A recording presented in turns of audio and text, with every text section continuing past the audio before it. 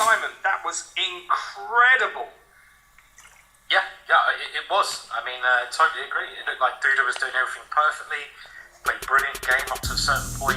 Mamedyarov then twisted things up by realising he had a bad position, sacrificing his queen for the initiative, and actually getting a very dangerous position, which Duda wasn't able to navigate. So we're now in a situation where Mamedyarov, Danny has the white pieces and burst into all kinds of interesting things. So yeah, I mean, this bishop g5 in a sense puts the finger on the essential problem with Armageddon, is that once this bishop comes out here, then this pin is actually rather annoying for black, because normally in the trusty old Queen's Gambit declined, then the bishop will just come to e7.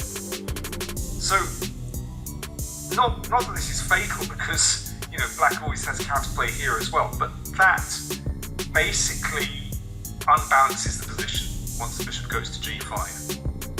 And Duda has taken the pawn, and yeah, okay, this one's interesting. I mean, I think Mamedyarov is quite happy about this. Do you know this variation? Yeah, I think this is probably a mainline Vienna.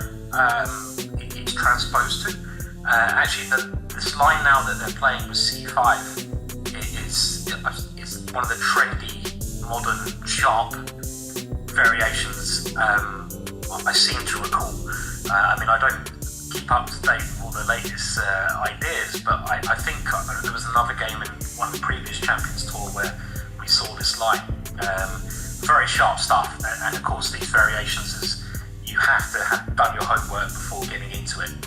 On either side of this, if you don't know what the computer says, even if you're one of the best players in the world, you get in a lot of trouble. But I think this is all trendy at the moment, Danny. I think. Do you take on f6 and then take on d4? Is that the idea? I have no idea. Because otherwise, I'm thinking if, let's say, queen takes, then this is a bit awkward, isn't it? Then e4 drops. Yeah. So I'm guessing you have to take here first, and then queen takes d4, and well, black needs to develop the queen side. I mean, this looks quite nice. That looks quite nice. I mean, no doubt Duda knows what he's doing. I think Magnus played this line as black to beat. I was going to say Duda at the last one of these Champions Tour events. Let me have a check, see what I can find, Danny. Yeah. Yeah, I mean, after this, of course, black shouldn't be. I think it would be a mistake to exchange queens to bring the knight into the game. Maybe bishop b7 to attack the e4 pawn. And then bring the knight out to d7 quickly. That could be the way to do it. So I'm going to... Okay, so we've seen this position after pawn takes d4, and the top game that I've got is Ding versus Carlsen, which is pretty...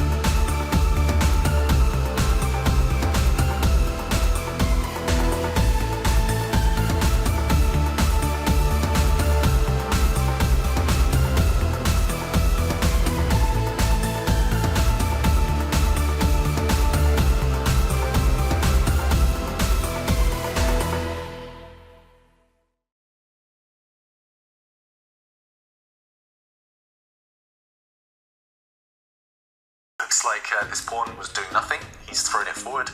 And okay, if the bishop takes, then now the king is properly cut off. No escape along these files. The white queen is now able to come into the center of the board.